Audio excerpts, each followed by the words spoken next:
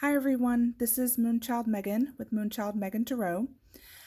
I'm here again today to do another deck review. This is an oracle deck called the Everyday Witch Oracle. It coincides with the Everyday Witch Tarot. So if you have not seen that video, please go ahead and take a look at it. This deck is also produced by Llewellyn, and it's by Deborah Blake, and the illustration is by Elizabeth Alba. And they are the same ones that did the Everyday Witch Tarot. So first of all, we have the box. It's not a typical Llewellyn box, in my opinion. It is a little bit smaller and more compact, but it's still that very sturdy box that Llewellyn typically gives you. So it's just a pull apart box. I love the little stars on the side here, which definitely goes with the theme. And I love the purple on the inside. So I don't typically store my decks in the box, but because this is an oracle deck, I probably will. Here is the guidebook, Wisdom for the Everyday Witch Oracle. It's not your typical little white book, but it is black and white on the inside.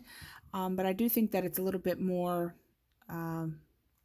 has a little bit more detail than just the typical book. So let's take a look at what's on the inside here. Tells you how to use the deck, how the cards are divided, which they are divided into 4 different elements. I believe it starts with earth, air, fire, and then water. And then there's 10 cards in each category. And how they progress is they're divided into 4 different themes. And within the themes, there are patterns. See if I can find the number 1 card is an introduction to the element. Number 2 is devoted to internal work. Number 3 is always a meditation card. Number 4 focuses on doing the work. Number 5 is all about magic. 6 invites you to take action. 7 is to take further action.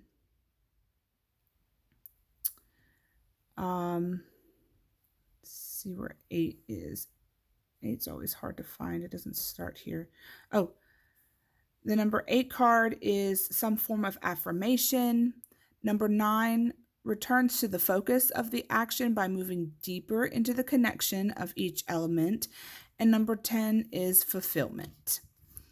So I find that pretty interesting. She also gives some sample spreads of 1, 2, and 3 card pulls. And then it gets into the cards themselves. And like I said, it starts with earth, then air, fire, and water. And it goes through each card here. Let's see, I'm trying to get to a certain section. Here we go. And then it tells you how you can use the deck with the Everyday Witch Tarot, which I think is fabulous. So I think that's pretty interesting, pretty to the point, but still a lot of detail. So let's get into the cards, shall we? So we're going to start with Earth. And we have Connect with Gaia, Hibernation and Regeneration,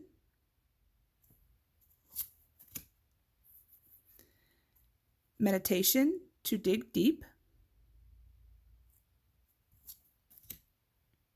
Ground and Center,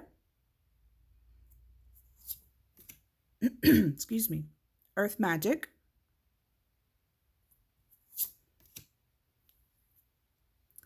Plant the Seeds, Strength and Resilience, Affirmation for Growth, Prosperity and Abundance, and Seasonal Harvest. Then we have Air, Imagine and Envision,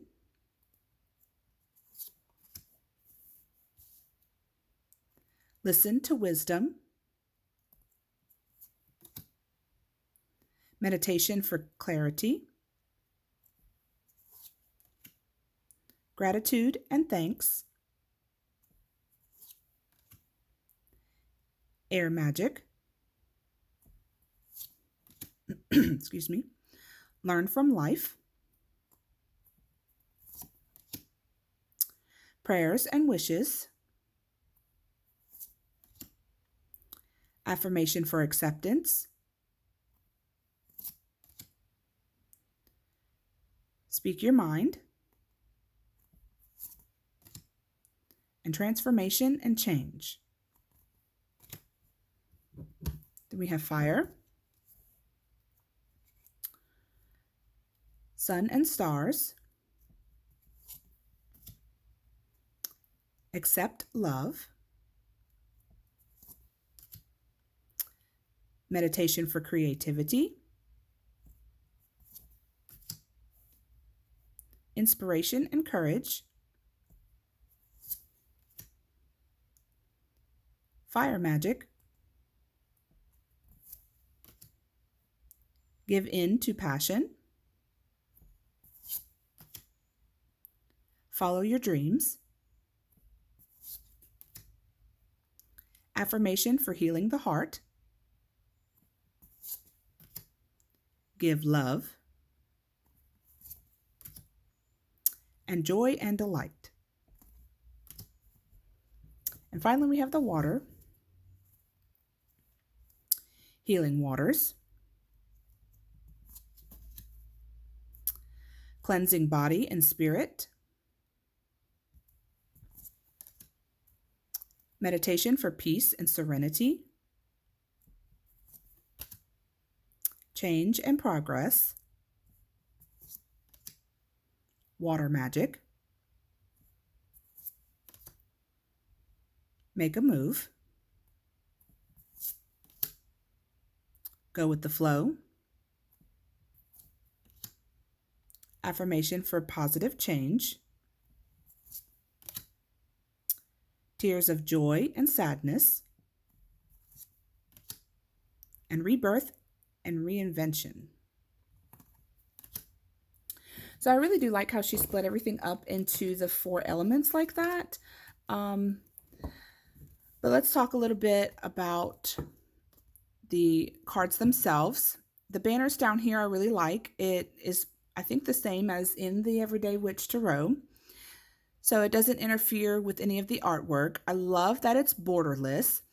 It is what I would think a typical Oracle size deck.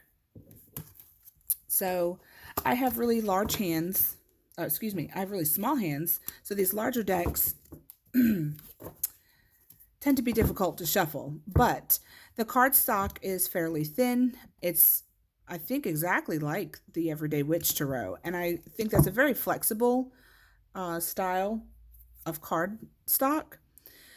So even though these are a little larger and it does look very awkward for me, because they're very flexible, I'm able to shuffle them casino style fairly well. I will have to get used to the size of that. But I do think that the shuffle will, is very well. Ooh. Can also do overhand as well, which is really good because the semi-gloss of the cardstock allows it to slide pretty well. So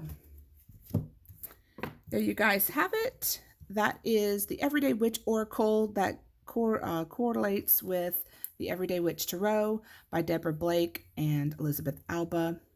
If you guys have this Oracle deck, let me know if you like it or not. And if you haven't checked out the Everyday Witch Tarot review that I have, go ahead and do that. Don't forget to like, comment, and subscribe, and hit that bell for future notifications. Thanks, guys.